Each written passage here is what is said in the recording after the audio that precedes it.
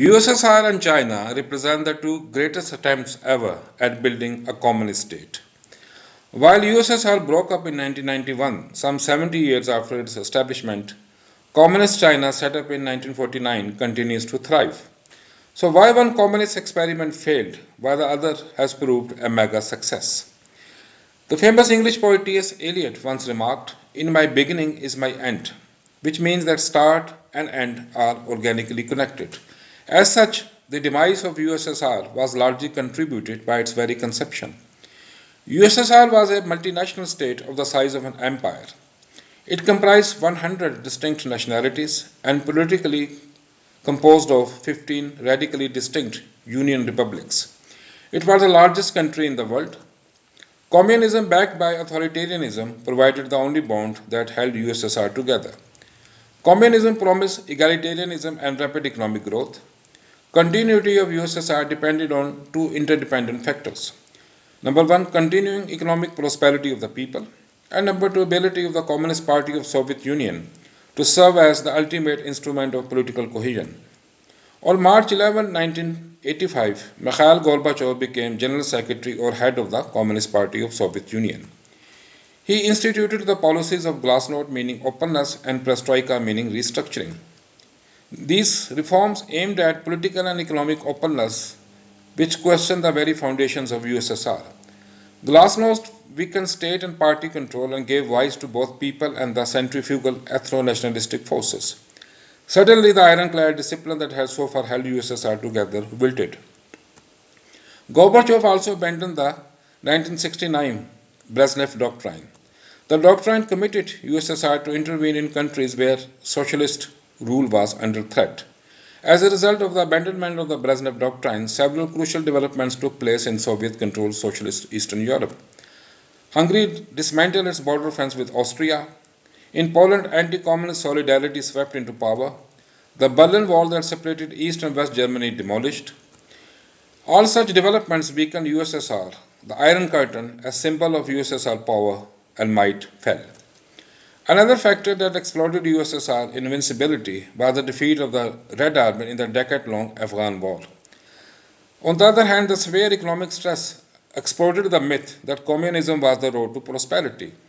The Soviet economy began to lose its growth momentum in second half of 1960s, from which it never recovered, as you can see on the screen in this table and also on this graph. The Perestroika, which introduced semi-market-oriented policies in government and industries, accentuated holding shortage of consumer goods and rising prices.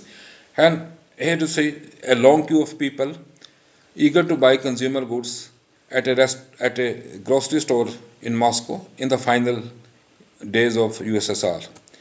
USSR was a top producer and exporter of oil and gas. However, oil price plunged from $120 a barrel in 1980 to $24 a barrel in March 1986, ravaging USSR export revenues and thus its economy. On the other hand, Soviet defense spending went up drastically in response to America's increased defense spending under President Ronald Reagan. In fact, it was a strategic game devised by the USA in which USSR was doomed to lose given its economic condition.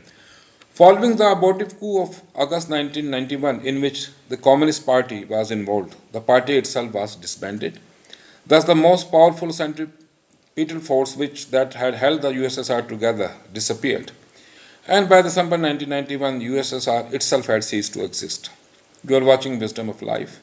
People's Republic of China has several similarities with USSR, including a massive and multi-ethnic state, a communist state, a party-driven state and nation. In late 1970s, China also embarked on a carefully calibrated economic restructuring. The architect of those reforms was the then Supreme Leader of China, Deng Xiaoping, and the reforms were named Socialism with Chinese Characteristics. According to Deng, development is the absolute principle, which meant that China should focus on rapid economic growth and that egalitarianism can take a backseat. Reforms were introduced on pilot basis in a few cities and later gradually extended to the entire country. Market socialism represented a mixture of market economy, and state planning, and it resulted in rapid economic growth in China. And the growth was not only rapid but also sustained for at least 3 decades, as you can see on the screen.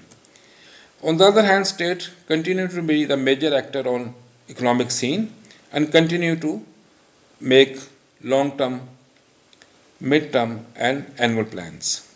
Economic opening up in China was not accompanied by political opening up, and China cracked down the 1989 protest at Tiananmen Square, as you can see in the screen.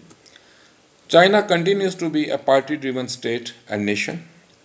There are also crucial cultural differences between China and USSR. Unlike USSR, China is a civilization, the oldest continuing civilization. That is why Chinese adapt foreign ideas to local conditions rather than applying them blindly. The examples are socialism with Chinese characteristics and democracy with Chinese characteristics. Despite ethnic and religious diversity, Chinese are one nation, and nationalism is the stronger creed in China. China doesn't believe in imperialism. Unlike USSR, China doesn't waste its resources on costly adventures overseas.